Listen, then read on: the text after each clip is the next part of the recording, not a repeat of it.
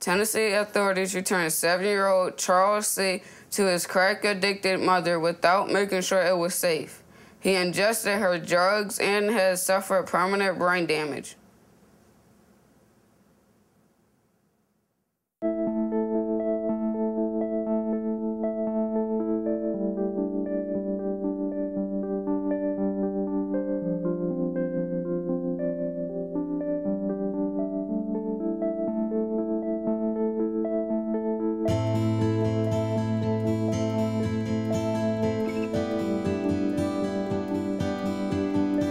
Initially, I really did underestimate the magnitude of the problem. They just couldn't see the big picture. Well, Children's Rights could see the big picture, and they had the expertise to try to help the state. No one was minding the store at the Tennessee Department of Children's Services.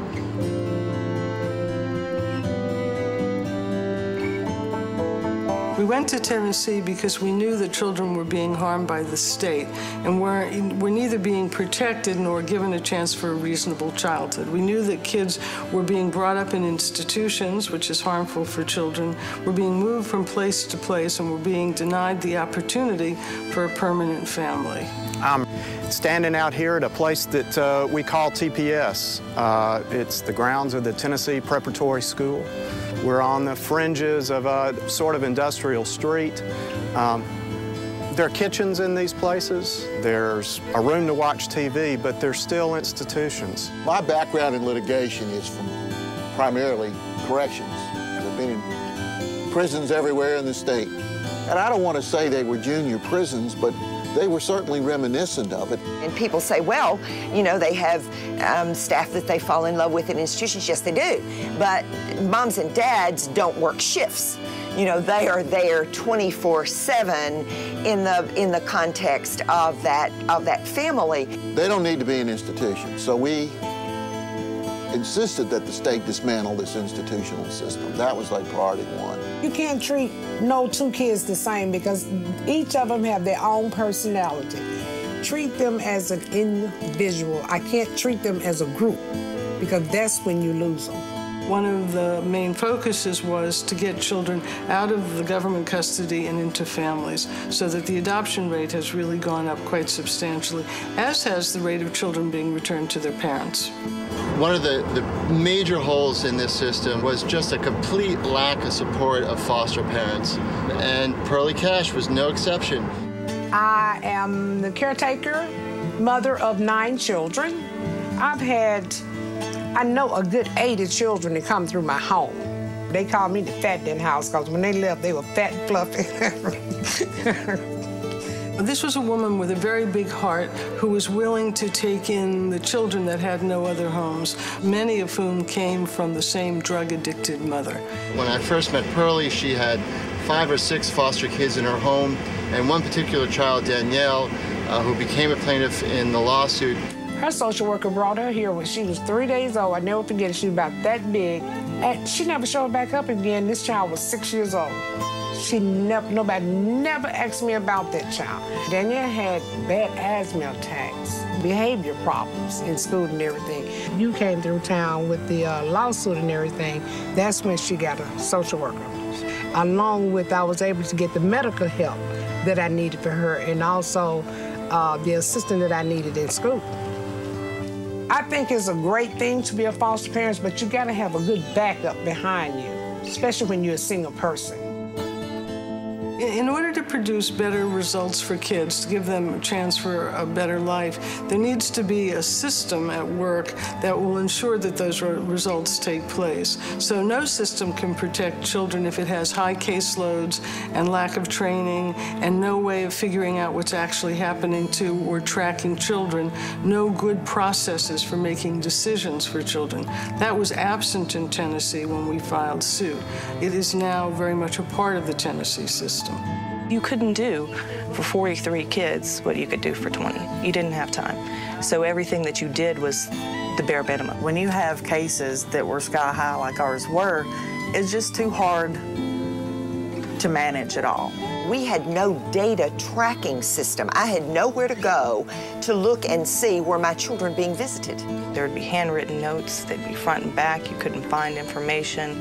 Now we have data systems in place that allow us to measure absolutely everything. You almost can't think of something that we aren't measuring in Tennessee. Medical, psychological appointments, medication, face-to-face visits, visits with the parents, visits with siblings, because sometimes the siblings were placed apart. The reason that states, I think, resist these lawsuits is because they don't want to really be held accountable.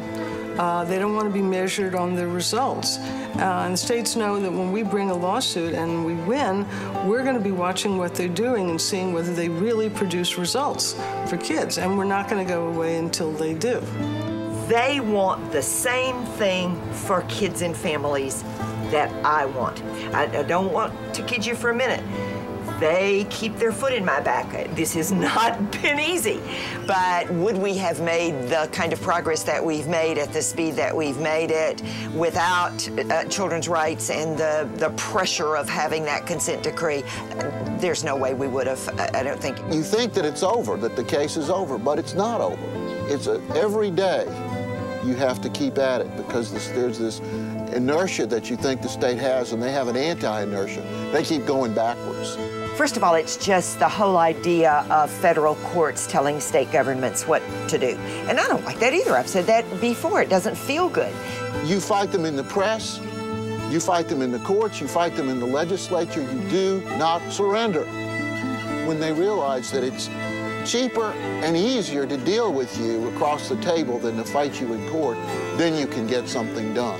States do need to reform their public child welfare systems. Nobody, you can't argue that. When you look at adults, children who have aged out of the system and the outcomes that you get for those kids, how can you argue? You don't want children's rights to come filing a lawsuit. You get these Yankees down here, they're going to change your whole system. The good results in Tennessee can be replicated in other states if there's pressure in these states, in fact, to protect these children and do a better job. That takes resources, that takes staffing, that takes experts, that takes all of the work that we do, and that takes funding to be able to do it. We need the resources to be able to do what we're doing in Tennessee in more places. There are just hundreds of thousands of kids in child welfare systems that need help, need someone to advocate for them. They do not vote. They are not a strong constituency. They don't have an all-powerful lobby that state officials listen to. There has to be a voice for them. Children's rights is that voice, and we've got to be able to keep doing that because no one else is standing up for these kids. It's like when you have a big family, you can enjoy eating together and playing together, and we just have a great time. We love her. We want to show her that we need her, but like anything she tell you to do, you should do it because this the best mom I've seen before, and I love her very much.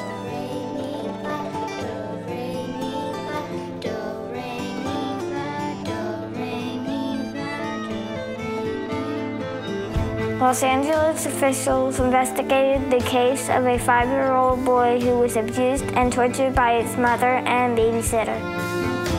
A 1-year-old boy suffered severe burns to his little feet during a bath in a state-run shelter in Oklahoma.